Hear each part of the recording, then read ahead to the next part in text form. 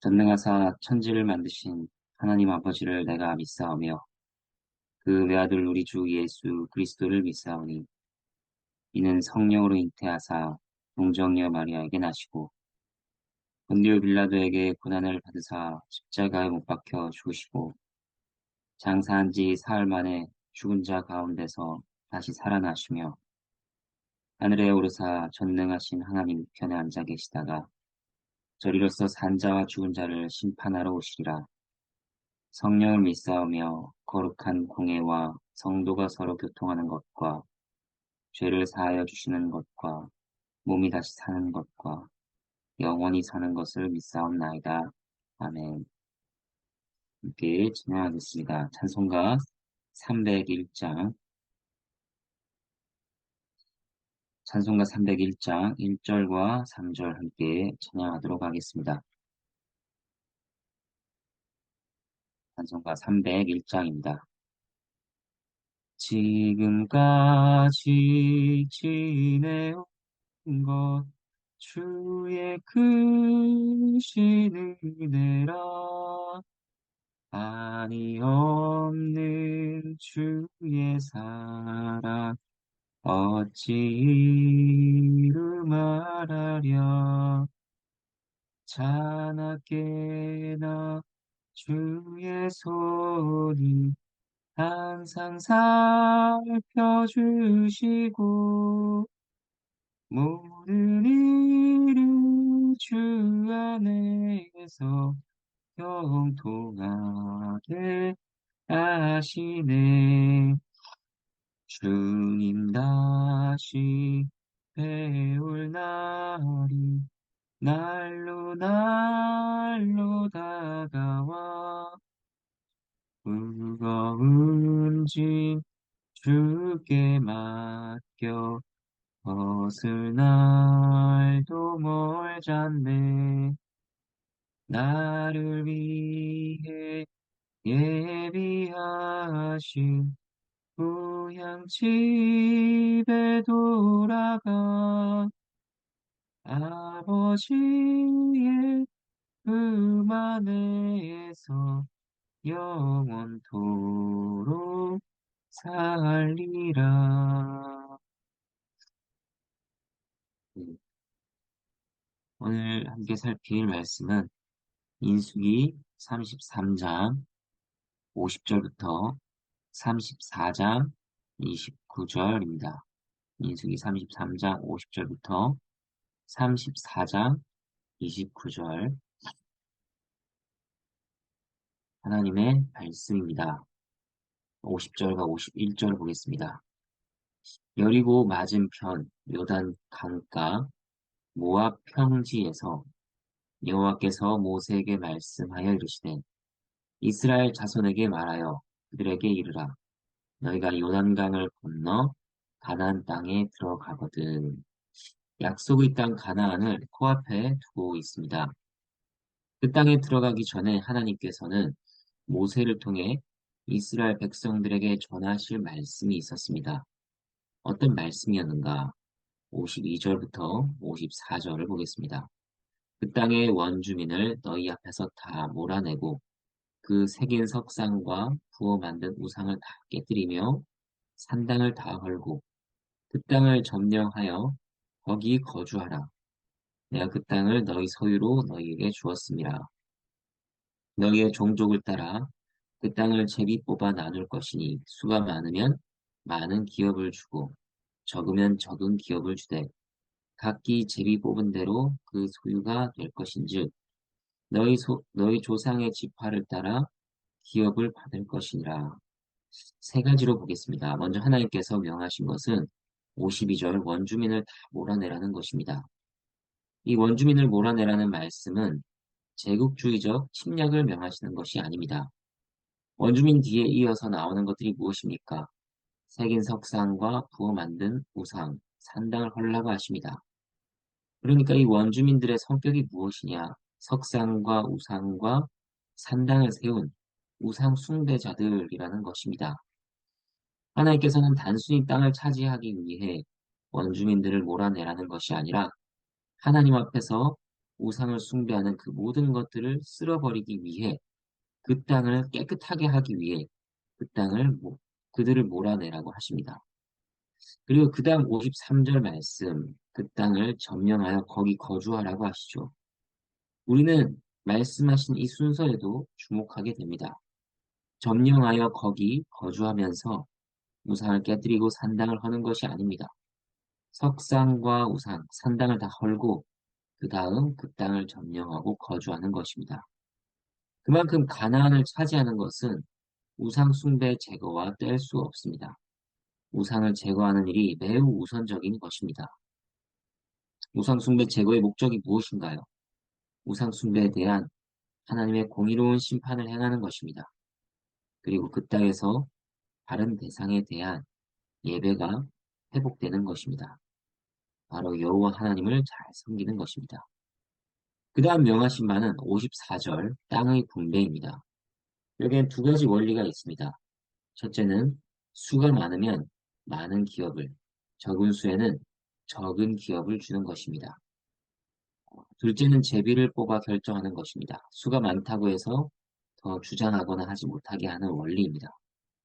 두 가지 원리 모두에서 드러나는 것은 하나님의 공정하심이라고 할 수 있습니다. 이제 55절과 56절입니다. 너희가 만일 그 땅의 원주민을 너희 앞에서 몰아내지 아니하면 너희가 남겨둔 자들이 너희의 눈에 가시와 너희의 옆구리에 찌르는 것이 되어 너희가 거주하는 땅에서 너희를 괴롭게 할 것이요. 나는 그들에게 행하기로 생각한 것을 너희에게 행하리라.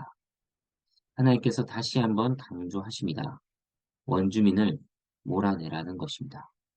그렇지 않으면 너희에게 고통이 있을 것이라 말씀하시고 심지어 56절에서는 뭐라고 하십니까?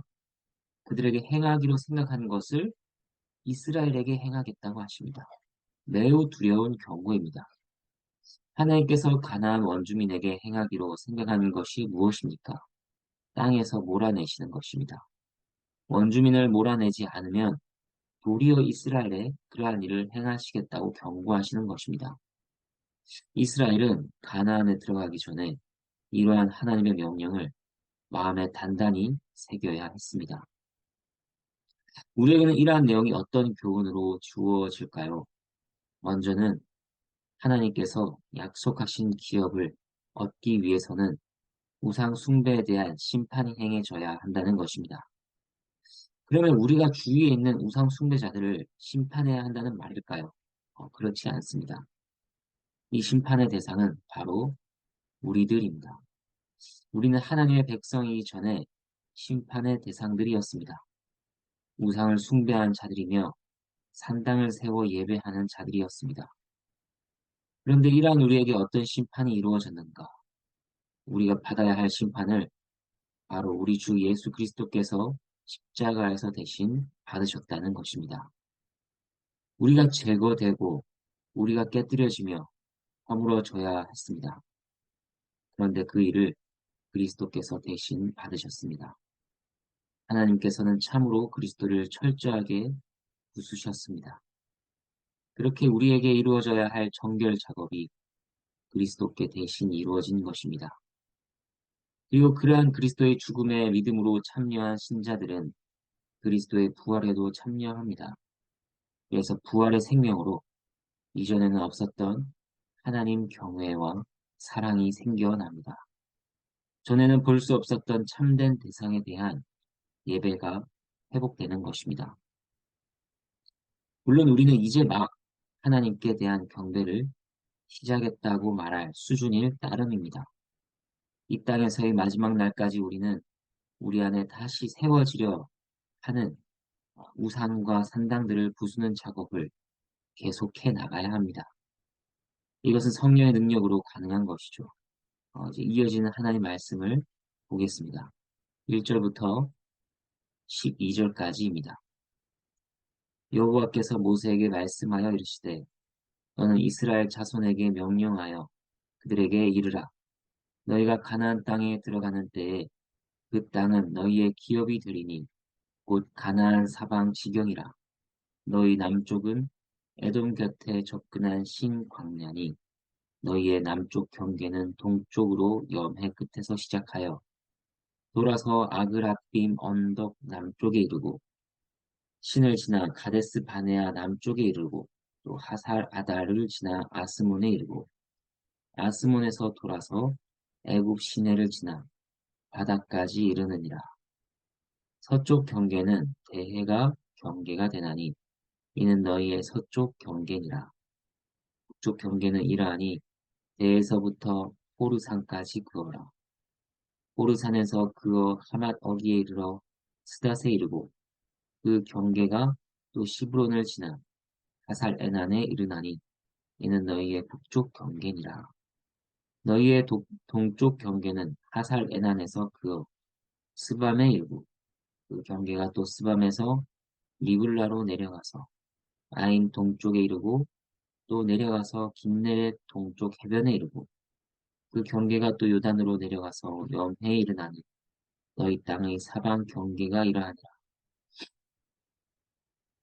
하나님께서 이스라엘이 차지할 가나안 땅의 사방 경계를 말씀하십니다. 사도행전 17장 26절을 보면 인류의 모든 족속의 연대를 정하시며 거주의 경계를 한정하신 분이 하나님이시라고 합니다.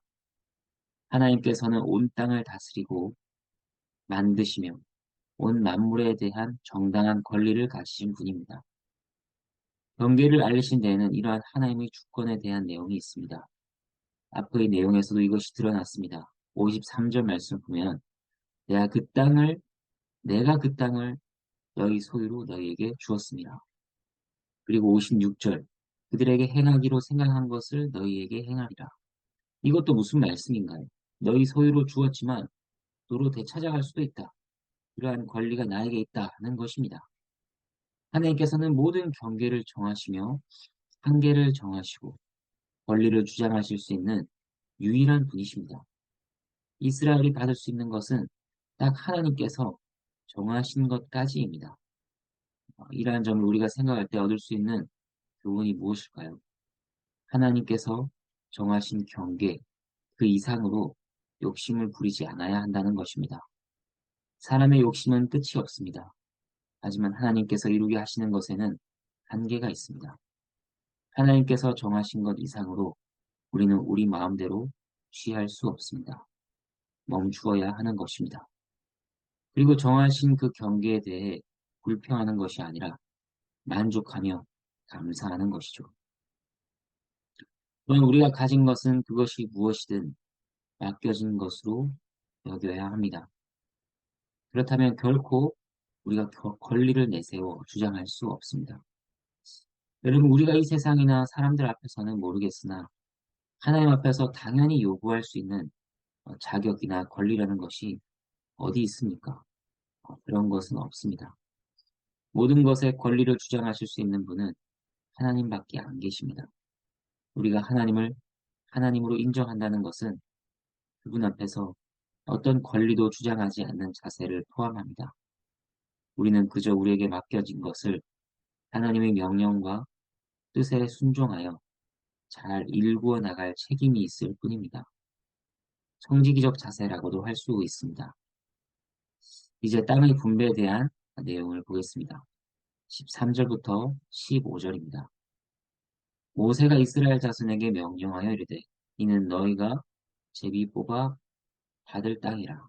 여호와께서 이것을 아홉 지파 반쪽에게 주라고 명령하셨나니 이는 루벤 자손의 지파와 갓 자손의 지파가 함께 그들의 조상의 가문에 따라 그들의 기업을 받을 것이며 므낫세의 반쪽도 기업을 받았음이니라. 이 두 지파와 그 반 지파는 여리고 맞은편 요단 건너편 곧 해 돋는 쪽에서 그들의 기업을 받으리라. 12지파 가운데 르우벤, 갓, 므낫세의 반 지파는 요단강을 건너기 전에 이미 기업을 분배해 받았습니다. 이 이야기는 앞선 민수기 32장에서 살폈습니다. 이제 16절부터 마지막까지 보도록 하겠습니다. 여호와께서 또 모세에게 말씀하여 이르시되 너희에게 땅을 기업으로 나눌 자의 이름은 이러하니 제사장 엘르아살과 눈의 아들 여호수아니라. 너희는 또 기업의 땅을 나누기 위하여 각 지파의 한 지휘관씩 택하라. 그 사람들의 이름은 이러하니 유다 지파에서는 여분네의 아들 갈렙이요 시므온 지파에서는 암미웃의 아들 스무엘이요 베냐민 지파에서는 기슬론의 아들 엘리다시요 단 자손 지파에서는 지휘관 요글리의 아들 붓기요 요셉 자손 중 므낫세 자손 지파에서는 지휘관 에봇의 아들 한니엘이요 에브라임 자손 지파에서는 지휘관 십단의 아들 그무엘이요 스불론 자손 지파에서는 지휘관 바르낙의 아들 엘리사반이요 이사갈 자손 지파에서는 지휘관 아산의 아들 발디엘이요 아셀 자손 지파에서는 지휘관 슬로미의 아들 아히우시요 납달리 자손 지파에서는 지휘관 암미웃의 아들 부다헬이니라 하셨느니라. 이들이 여호와께서 명령하사 가나안 땅에서 이스라엘 자손에게 기업을 받게 하신 자들이니라. 땅 분배와 그 일을 책임질 지휘관들을 지목하십니다. 여호수아와 갈렙 말고는 전부 새로운 세대의 리더들이 세워졌습니다. 이들의 이름을 보면 낯선 이름이 많습니다. 실제로 성경을 찾아보면 여기에서만 단 한 번 등장하는 이름들이 많습니다. 그들은 도대체 어떤 자들이었는가? 다음 세대였다. 여호와께서 명령하여 세우신 자들이다. 이게 그들에 대해 알 수 있는 전부입니다. 그렇다고 그들이 중요하지 않은 인물들인 것은 아니죠. 그들은 약속의 땅을 기업으로 나눌 각 지파의 대표들입니다. 영예로운 자리입니다. 그들은 이스라엘 역사의 길이 남을 중요한 역할을 감당해야 했습니다. 그러면 이렇게 생소한 자들이 중요한 일을 맡은 것은 무엇입니까?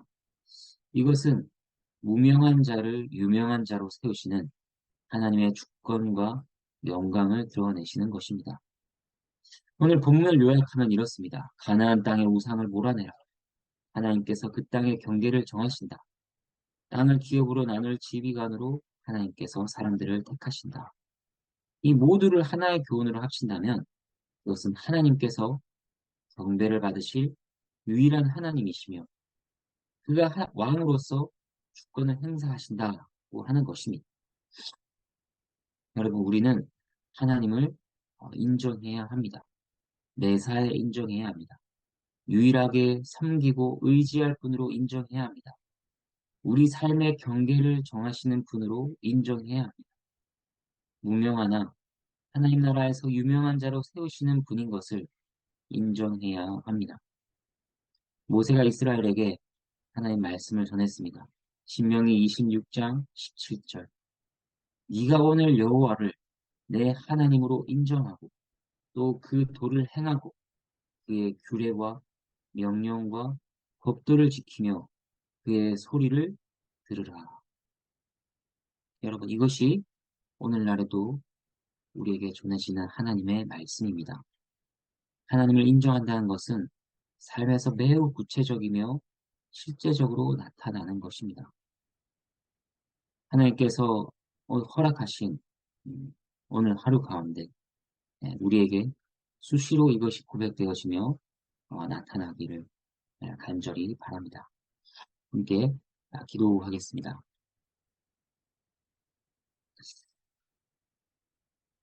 하나님 아버지, 감사합니다. 하나님께서 이스라엘 백성들에게 말씀하신 것과 같이 동일하게 하나님께서는 우상들을 몰아내는 그 일을 명하십니다.